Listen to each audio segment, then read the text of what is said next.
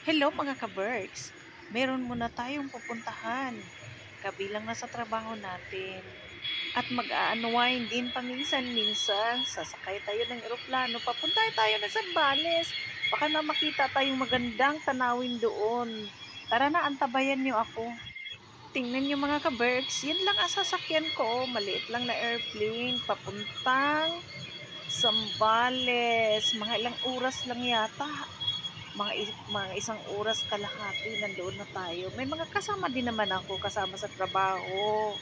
Hindi lang sa trabaho tayo mag-enjoy, pati na rin sa pagta-travel. Baka mayroon tayong makitang magandang tanawin doon. Kaya, eto na ang aking mga kasama. Picture-picture pa. Oh, souvenir baga. Kaya yan oh. Oh, minsan lang ito. Kaya masaya tayo dito. Umuulan kasi kaya nakapayong. O sige na. Sige na. Tingnan natin sila nakalira. Susunod tayo dyan aakyat sa hagdanan. Kaya masaya tayo ngayon. Hindi lang tayo nakapokus sa trabaho. Focus din tayo sa pagpa-travel. Ito rin naman ang paraan para maging masaya minsan. Kaya yan, akyat na sa hagdanan. Ito ang ating magiging sasakyan. Kaya minsan mag-a-unwind naman. Hindi lang focus sa trabaho, pero trabaho pa rin ang pupuntahan natin. Hayaan natin, ganyan ang buhay ko. Vlogger at the same time, nagtatrabaho. Kaya gawin nating masaya ang buhay, di ba? Kasi ang buhay maiksi lamang, kaya kailangan nating maging masaya sa tuwina. Sige nga, sige tayo nakahilira. Maya-maya, aakyat na tayo, di ba? O, maliit lang yan. Kasi, hindi naman kami maraming magta-travel. Eh, paminsan-minsan sasakay din ng airplane. Alam niyo naman ang trabaho natin kahit saan-saan. Hindi lang sa apat na sulok ng classroom, meron din tayong pupuntahan na kung saan nakapag-enhance ng ating kaalaman. Kaya sa YouTube din minsan, ang souvenir natin ay uploadan. O yan, kasama ko, may dalang ticket. Ito sa akin, nasa bulsa pa rin. Susunod lang tayo, akyat na tayo maya-maya. Di ba ang saya? Ang tanong natin, ano kaya kahinatnan natin doon? At ano kaya mga magagandang tanawin? Yaan nyo. Naipakita ko din sa inyo. Ayan, next na tayo. Oops. Dahan-dahan naman, kaibigan. Ikay aking susundan. Ang laki ko pa naman. Eh, ang liit na hagdanan. Nako, nako, nako. Excited na ako. O, tingnan nyo. Yan. Whew. Sarap nito. Nakapag-travel tayo. Yan, may stewardess. Na, nakikita. Ayan, dyan ako. Oo. Ayun, maya-maya. Lilipad tayong walang pako. Oh, nakaupo na ako ha. Tingnan nyo. Nakaupo. May mga tao sa likod. Sige, maya-maya. Ito na! Nasa kalawakan na tayo, diba? Ang mundo ay kay ganda. May nakita tayong mga ulap nang ibig sabihin sa itaas ng lupa ay may ulap na nagpapahiwatig na ang buhay ay wither-wither lamang. Ayan, kay gandang pagmasdan. Parang nasa ulap na nga tayo. Kuya, nagkasabihan, ang ganda ng buhay parang nasa ulap. Kasi sa airplane nakasakay. Gandang tingnan, masakit nga lang sa dunggan. Masakit sa tenga. O, hindi ko alam kung nasa langit ako o nasa lupa pa. Basta alam ko, mga ulap, basta andyan sila. Enjoy lang natin ang buhay habang nakalipad sa kalawakan. Yan, nasa langit na ba ako? Ang ganda dito. Naku, parang nalulula ako. Yan o, ang mundo. Ang ganda dito. Malaki talagang pasalamat natin sa Panginoon kasi nabuhay tayo ng gawa niya. Ang ganda. Parang nasa langit na. Hindi ito ang unang sakay ko ng eroplano, pero matagal-tagal na yun. Pero ngayon, bumalik naman sa aking alaala ang kagandahan ng ating mundo. Mag-explore tayo habang nandito tayo sa mundo. O, sa pamamagitan nito, maalala natin na ang kahalagahan ng buhay ay hindi lamang sa lupa, pati na rin sa alapaap. Ganda, ang saya. Nakalipad ka na, makita mo ang kalawakan at ganda ng mundo. Kaya sa Diyos, magpapasalamat talaga ako. Kahit binigyan niya ako ng mga blessings, at huwag natin kalimutan yung blessings na nakakamta natin, i-share natin sa kapwa natin. Kaya ito ibigay ng Panginoon na minsan nagiging absorbent tayo sa mga taong nangangailangan, napakinggan natin yung kanilang mga hinaing sa buhay, at nakagawa tayo ng kabutihan sa kanila. Ito yung blessings na ibinalik sa Diyos sa akin.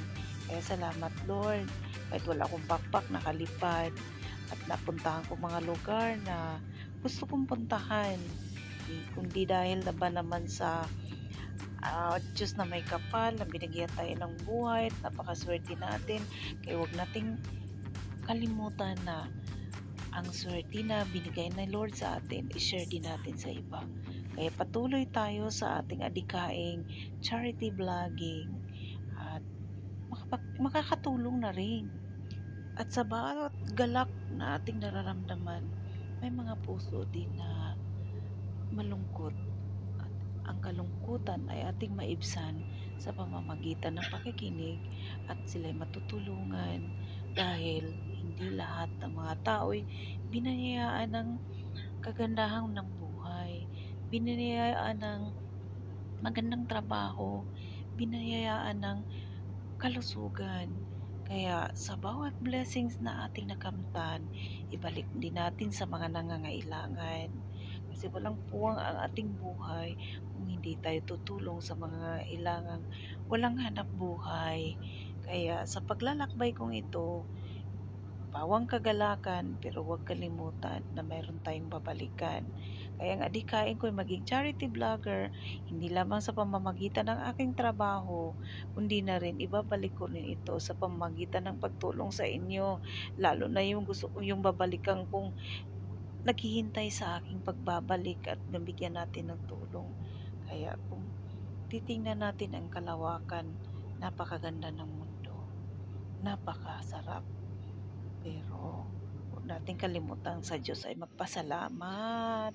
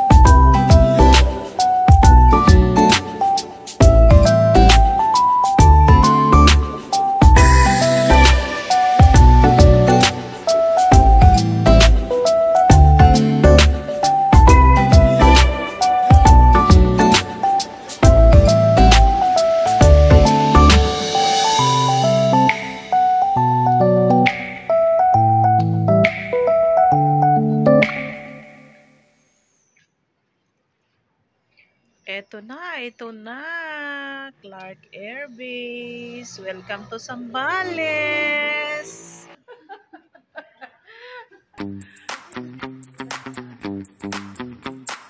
Hala, may gipagbuwag na itong tulog.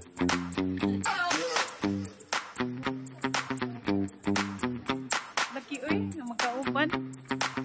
Stop!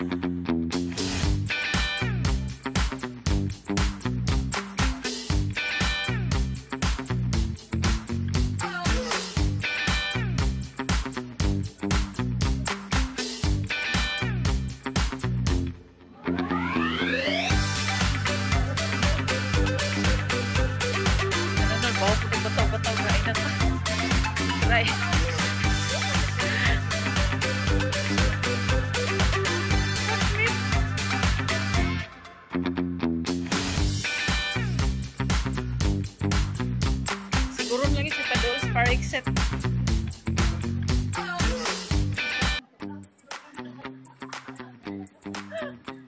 Sadya.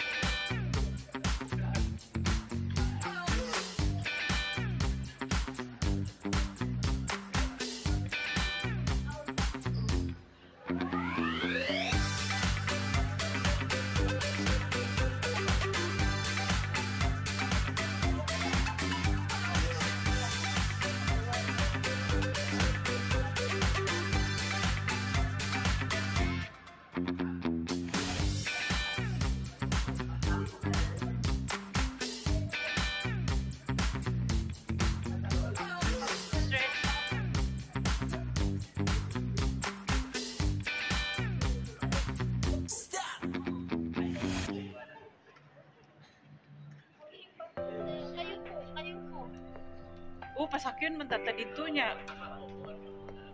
May man ilakaw-lakaw.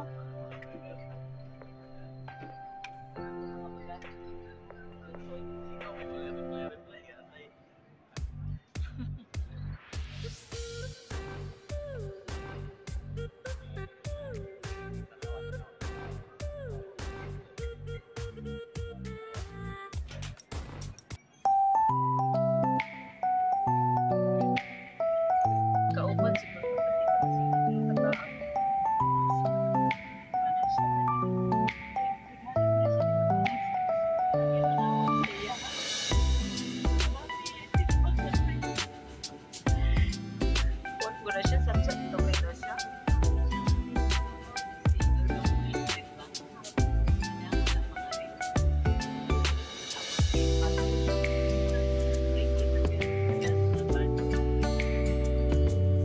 Tagalog na guys siya.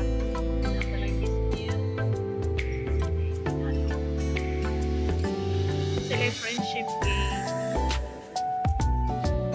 Galar-galar ka kayo kumali ka ng buwan. Pag-inanak mo. Kachat ko ito eh.